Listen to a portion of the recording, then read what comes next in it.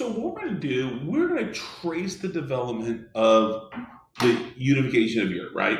And again, if you're just aware of world defense, you know about the EU, the Euro, you know about maybe Brexit and things like that.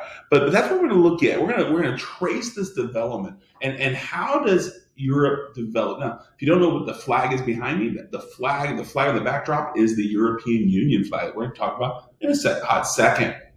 All right, guys, think about this is the context, right? This is the context. Europe in the first half of the 20th century, world wars had devastated the psyche of Europeans, right?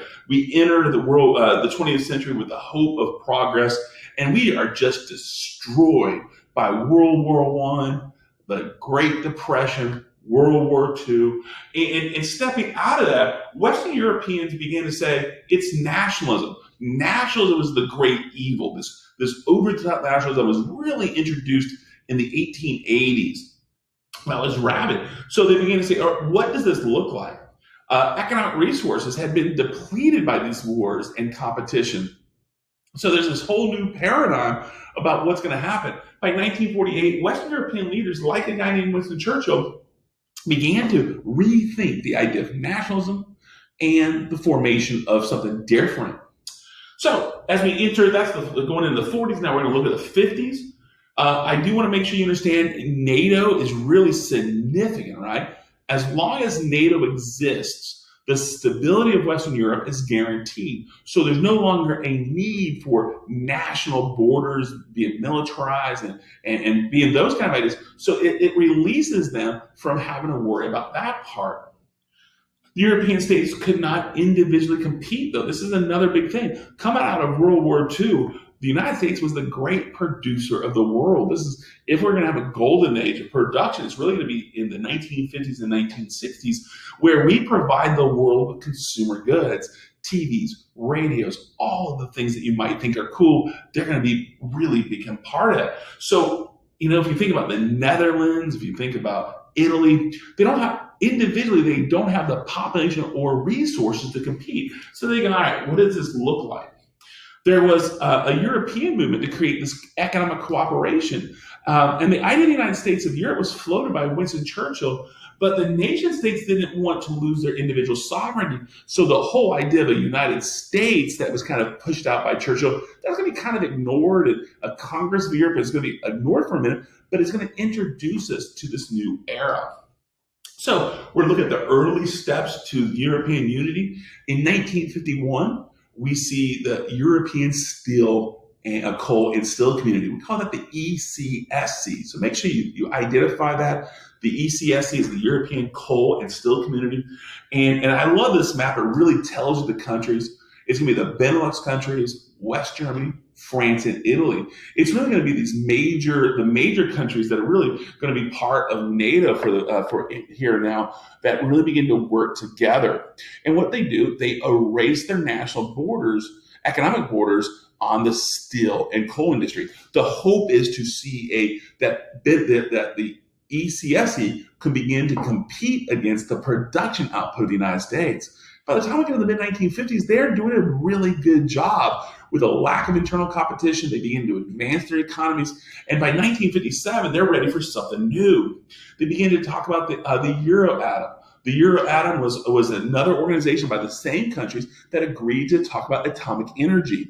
And if you ever get a chance to go throughout Europe on a train, you will find a ton of nuclear power plants, because nuclear power seems to be the cleanest energy available and more efficient. If you want to have a debate, talk to a physics teacher about that. But that was the idea. So now they're operating this atom. This is not going to be about bombs. This is about energy. And then the same year, they formed the EEC, or the European Economic Community. So now it's no longer just about ECSC, as coal and steel. They erase all of the economic barriers before them. So in some ways, when we look at how we unfold this, you may want to compare this to the Zollverein of Germany. Remember, the Zollverein really united all the German principalities. There's a similarity. The difference is this isn't based on nationalism. This is a trans-nationalist movement. but it raised these opportunities to generate more business. So now, instead of looking at the individual GDPs, we're going to begin to look at them as a block. This becomes an economic block, and this is going to be all about the economic competition.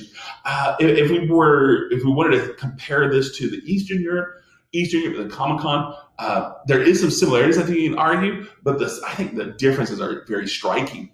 The Comecon is really about the Soviet Union dominating these economies, whereas the EEC is really about independence. By the 1960s, the EEC generated an important trading bloc that consisted with 165 million people. This is similar to the population size of America at that moment. So we begin to see that the success, they begin to build. More countries want to enter. They want individual countries want not to have to compete with them. So what happens? From the 1970s to the 1990s, it begins to expand. The EC, now the European Community, we kind of shorten the name, sometimes called the Common Market. The EC became so successful, other European countries wanted to join. The fun fact, Charles de Gaulle refused to allow Britain to join. Remember, that French nationalism, he was still bitter that Britain excluded them from Yalta and Potsdam. So he refused. That's why England's not going to be able to be part of it. So what we see after his death in 1973, we have the first significant growth. Britain, Ireland, and Greece. Oops, I lied there. Denmark. And then 1981, Greece. And then as we get into 86, Spain and Portugal. So now we begin to look at that. It really is almost all parts of Western Europe are now having this, their economic areas are erased, their borders, and there is a sense of cooperation. Not that we have time, this could be one of those sort of things that we can look at and say, maybe that is what caused the collapse of the Iron Curtain. As the EC began to demonstrate economic leadership, economic cooperation, and economic expansion, Eastern Europe may have wanted to be part of that. So now we're going to see. So now we're leaving the 80s. The EEC or the EC is such a significant thing. We begin to talk about the European Union, and the European Union is going to be more permanent, right? I would dare say that on the AP test they wouldn't call it the Treaty on European Union. More likely, we would call it the Maastricht Treaty. The Maastricht Treaty is signed by the major countries of the EC in 1992 in the Dutch city of Maastricht. What they decided, what they are going to do, is they're going to transform. They're now going to create what we call the European Union or the EU.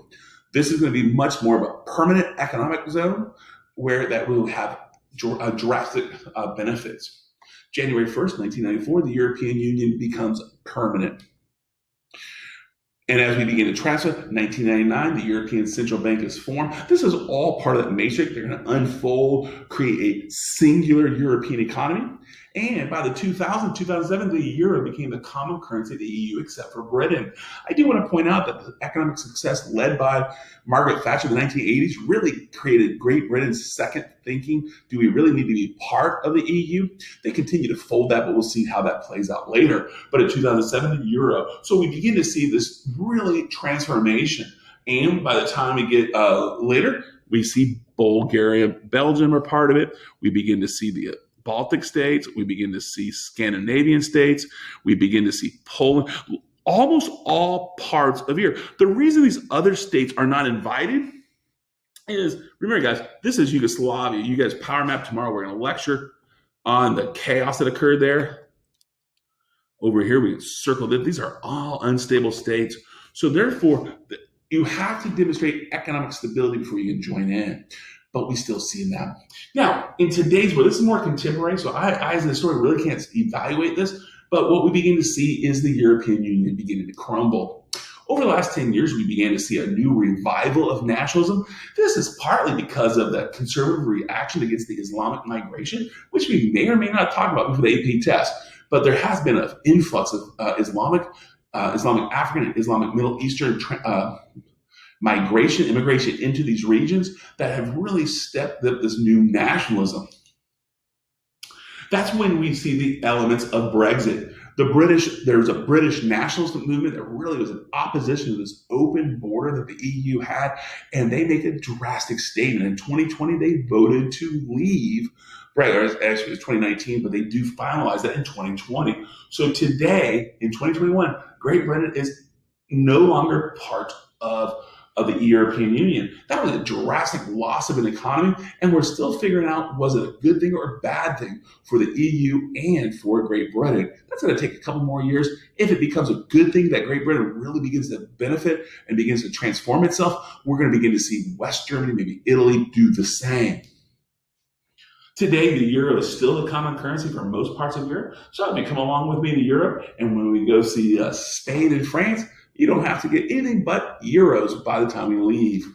But that's still the case. So that's the European Union in a nutshell. I hope that makes sense.